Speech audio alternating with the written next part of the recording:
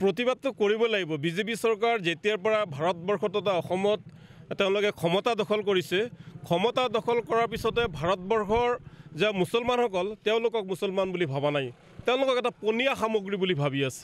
আচলতে অসমত যে কি চৰকাৰ চলিছে এইটো ধৰিব পৰা নাই। হিটলাৰটো নাই, কিন্তু হিটলাৰী শাসন চলিছে, জংগৰ ৰাজ চলিছে। ইয়াত আইন কানুন নাই। এতিয়া ক্ষমতাৰ বলত মুছলমানসকলক 24 ঘণ্টাই কেনেকৈ হাৰাশাস্তি কৰি থাকিব। আমিও কওঁ কোনো বিদেশী, বাংলাদেশী, পাকিস্তানী কোনো থাকিব নালাগে, কিন্তু এইটো নিয়ম নহয় যে ৰাতি 12 বজাত গৈ কাৰোবাক হেণ্ডকাফ লগাই তুলি আনিব।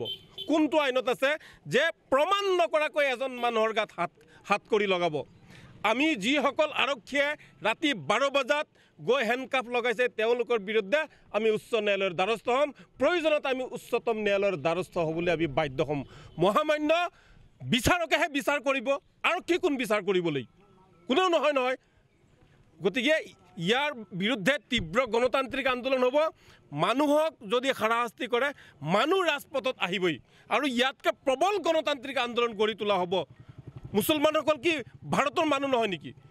প্ৰধানমন্ত্ৰী নৰেন্দ্ৰ মোদী ডাঙৰীয়াৰ যিমান অধিকাৰ আছে ভাৰতবৰ্ষৰ প্ৰতিটো জাতি জনগোষ্ঠীৰ লোকৰ লগতে মুছলমানসকলৰ অধিকাৰ আছে। আমাৰ ৰাজনৈতিক অধিকাৰ তেওঁলোকে কাঢ়ি ল'ব বিচাৰিছে। তেওঁলোকৰ ক্ষমতাৰ দখল কৰাৰ কাৰণে আমাক সাম্প্ৰদায়িক ৰাজনীতিত তেওঁলোকে চক্ৰবেহুত পেলাই আজি ৱাকফৰ সম্পত্তি ল'ব বিচাৰিছে, কাইলৈ মুছলমানক অত্যাচাৰ জেলত ভৰাব বিচাৰিছে, পৰহি দিনা আৰু এটা কিবা কৰিব, তাৰ পিছদিনা আৰু এটা কিবা কৰিব। এই জাতিটোক কেনেকৈ নিশেষ কৰিব পাৰি, বৰবাদ কৰিব পাৰি, তাৰ কাৰণে এই চৰকাৰখনে চক্ৰান্ত চলাইছে। গতিকে মই আপোনালোকৰ জৰিয়তে এটাই অনুৰোধ জনাওঁ যে আমাক মানুহ হিচাপে জীয়াই থাকিব দিয়ক। আমিও সংবিধানৰ নীতিৰ আধাৰত আমিও জীয়াই থাকিব বিচাৰোঁ। আমাক পনীয়া সামগ্ৰী বুলি ভাবি খালি নিৰ্বাচনৰ আগত ব্যৱহাৰ নকৰিব। আৰু যদি আমাক সঁচাকৈ বেয়া বুলি ভাবিছে, আমাক আপোনালোকে নিশ্চয়কৈ জানে যে কেইবাদিন ধৰি বাংলাদেশী ধৰাৰ নামত অসম চৰকাৰে তেওঁলোকৰ গৃহ বিভাগৰ জৰিয়তে তেওঁলোকে বাংলাদেশীৰ নামত বিভিন্ন মানুহক তেওঁলোকে হাৰাশাস্তি কৰি আহিছে।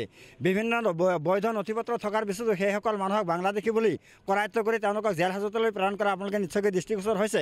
গতিকে এই ক্ষেত্ৰত আমি অসম চৰকাৰক ক'ব বিচাৰিছোঁ যে 1971 চনৰ 25 মাৰ্চৰ পূৰ্বে যিসকল মানুহ আহিছে সেইসকল মানুহ ভাৰতীয়, আৰু তাৰপিছত যিসকল মানুহ অসমত অন্যায়ভাৱে অবৈধভাৱে অনুপ্ৰৱেশ কৰিছে তেওঁলোকক বাংলাদেশ হিচাপে চিনাক্তকৰণ কৰা হওক, বিদেশী হিচাপে চিনাক্তকৰণ কৰা হওক, আমাৰ কোনো ধৰণৰ আপত্তি নাই। আৰু সেইসকল মানুহক বিদেশী বুলি চিনাক্ত কৰাৰ ক্ষেত্ৰত অসম চৰকাৰে আমাৰ সহযোগিতা বিচাৰিলে আমি অসম চৰকাৰক পূৰ্ণভাৱে আমি সমৰ্থন জনাম। এই কথাটো আমি বাৰম্বাৰ কৈ অহাৰ পিছতো অসম চৰকাৰে কোনো ধৰণৰ আইনগতভাৱে কোনো কাৰ্য নকৰি অন্যায়ভাৱে অবৈধভাৱে তেওঁলোকে পুলিচৰ জৰিয়তে তেওঁলোকে বাংলাদেশীৰ নামত সাধাৰণ জনতাক কৰায়ত্ব কৰি তেওঁলোকক মানসিকভাৱে শাৰীৰিকভাৱে তেওঁলোকক হস্তনষ্ট কৰি আছে।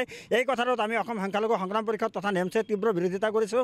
আমি অসম চৰকাৰক কৈছোঁ যিহেতু আইনী ব্যৱস্থা এটা আছে যে তেওঁলোকে ট্ৰাইব্যুনেল কোৰ্টৰ জৰিয়তে কোনো মানুহ যদি বাংলাদেশী হয় বা বিদেশী বুলি যদি সন্দেহ হয় সেইজন মানুহক ট্ৰাইব্যুনেল কোৰ্টৰ জৰিয়তে তেওঁক চিনাক্ত কৰি তেওঁক বাংলাদেশলৈ তেওঁক পঠিয়াই দিয়ক, আমাৰ কোনো আপত্তি নাই। এই কথাত আমি সহযোগ কৰিম। কিন্তু তাকে নকৰি তেওঁলোকে অন্যায়ভাৱে ৰাতিৰ অন্ধকাৰে তেওঁলোকে মানুহক উঠাই আনি তেওঁলোকে অত্যাচাৰ কৰিব, এই কথাটো আমি কোনো বাধ্যই মানি নলওঁ। গতিকে ৰাজনৈতিক ষড়যন্ত্ৰ বন্ধ কৰি ন্যায় ব্যৱস্থাৰ প্ৰতি অসম চৰকাৰ তথা ভাৰতৰ মানুহে নাগৰিকে আস্থা প্ৰকাশ কৰি ন্যায় ব্যৱস্থাৰ মাধ্যমেদি যদি কোনোবা বাংলাদেশী আছে, বিদেশী আছে, সি হিন্দুৱে হওক বা মুছলমানেই হওক, তেওঁক যদি প্ৰত্যাৱৰ্তন কৰে তেনেহ'লে আমাৰ কোনো ক'বলগীয়া নাই।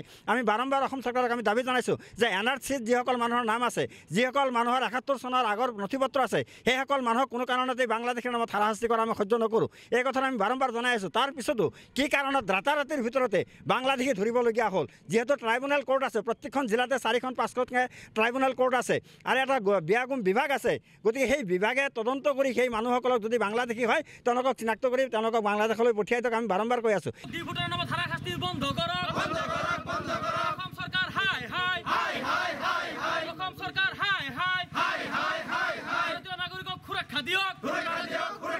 ভাৰতীয় নাগৰিকক ডিভোটৰ নামত অশান্তি বন্ধ কৰক।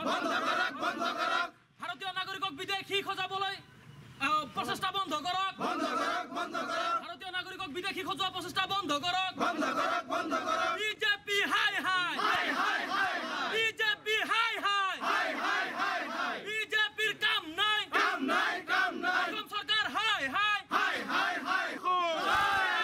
বাংলাদেশীৰ নামত ভাৰতীয় মুছলমানক হাৰাশাস্তি বন্ধ কৰক। বাংলাদেশীৰ নামত ভাৰতীয় মুছলমানৰ ওপৰত অত্যাচাৰ বন্ধ কৰক।